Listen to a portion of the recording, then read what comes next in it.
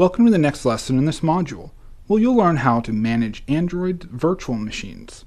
Virtual machines, or VMs, allow you to run code on your development machine as though it were inside a physical Android device.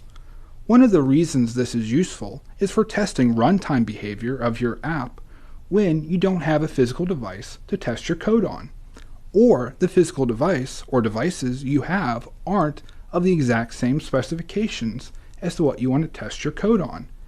This could mean having a different size screen, having a physical keyboard or not, or testing a different version of the Android API. Therefore, in this lesson, we'll show you how to do 4 things. Manage your current virtual machines, how to create a new virtual machine, how to start a virtual machine, and how to run your app on a virtual machine. The first step in managing, creating, or starting a virtual device running Android is to open the Android Virtual Device Manager.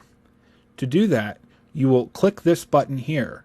When you mouse over it, it will say AVD Manager. Click that, and this window will appear.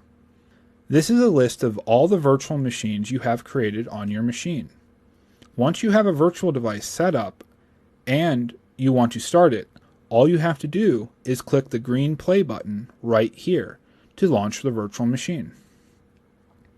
However, if your virtual machine doesn't launch for some reason, or if you want to create a new virtual device, then you will want to click on the button labeled Create Virtual Device. A new window will pop up asking you to select which pre-configured hardware configuration you wish to select. We will be using the Nexus 5 for all of our examples and assignments, so go ahead and select that and click Next.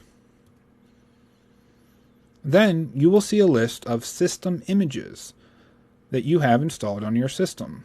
My list is probably a bit longer than yours, but that doesn't matter. The important thing is to understand what you're looking at. This grid of information contains 2 key columns: the API level and the ABI. These are the 2 central columns. The API level is the API level of the image or Android operating system version that you want to run on your virtual device. The ABI, or Application Binary Interface, is the specification of what kind of CPU architecture your virtual device will emulate. The important thing to know from this is that the ARM EABI version 7 is the most universal, but it will run slower on our machines because it isn't of the same instruction set as our desktops or laptops. Therefore, running an x86 or an x86-64 image would be faster. However, your device, meaning your laptop or desktop, needs to have a CPU that allows for virtualization and needs to have a feature turned on. I won't go into how to do this now because each CPU and each system is different, and you will have to address this yourself. Therefore, my recommendation is to use the ARM EABI version 7 ABI with the level 22 API. If you do not have that listed in your window here, then click the Show Downloadable System Images checkbox here, and you will see a list of system images that you can download onto your system. Note that there will be 2 system images that contain both the ARM ABI and level 22 API. You will want to download the system image that contains with Google APIs. Once you have this downloaded and then selected, click Next. This last window will display additional features that you can change, but for now, I will recommend not changing anything and just clicking Finish. The wizard will create that virtual machine for you, and to start it, you will just click that green triangle play button located here. This will launch the Android virtual device for you. Once the progress bar for the starting of your Android virtual device has completed, you can close the Android Virtual Device Manager. The Android virtual device will appear such as this. You can move the window as you normally would any other window, and we will wait for the Android virtual device to finish booting. The boot process is similar to a physical device, so therefore we will just need to wait for the virtual device to finish booting. Once it's finished booting, we can interact with it as we would a normal physical device. This enables us to test our application on a virtual device. Now, we'll show you how to run an Android app on a virtual machine and/or a physical device. The term emulator is interchangeable with the term virtual machine in this context. Therefore, I'll use that now, since it is what the on-screen dialogues that you will see in a few moments will mention. Also, the phrase starting your app will also sometimes be called launching your app. Both are also fine. To start with, let us take a freshly created project that was just auto-generated by the new project wizard. In addition, which window or windows you have open within Android Studio and what you have selected generally doesn't matter when you attempt to launch your app. There are some advanced topics which will impact this, but we will cover those in the future when they become important. For now, the important thing to know is that all you have to do to start running your app on a device, be it physical or an emulated one, is to press the Run App button. This is a green triangle that looks like a play button. This button is within the toolbar at the top of Android Studio. You can see a zoomed-in representation of this within the red highlighted box. Pressing the green button will tell Android Studio that you wish to run your app. I will press it now.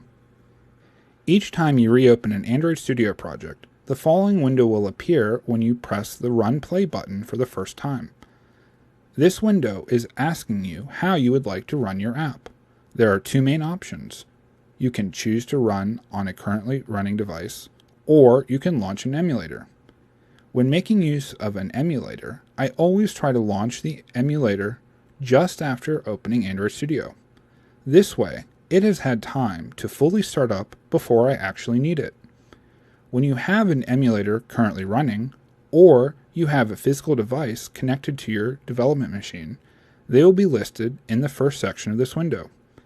Android Studio allows you to have multiple emulators started at once, that is if your hardware can physically support it, and it allows you to have multiple physical devices connected at once also. However, when you would have multiple devices connected, you need a mechanism to determine which device to direct your app to for it to run on.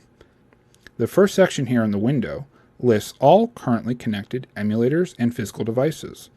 I currently only have a single emulator running on my development machine. If you don't already have an emulator running, or if you want to start a new one, you can do so by clicking on the second radio button labeled Launch Emulator. There is a drop-down box in this section that allows you to select previously configured emulators,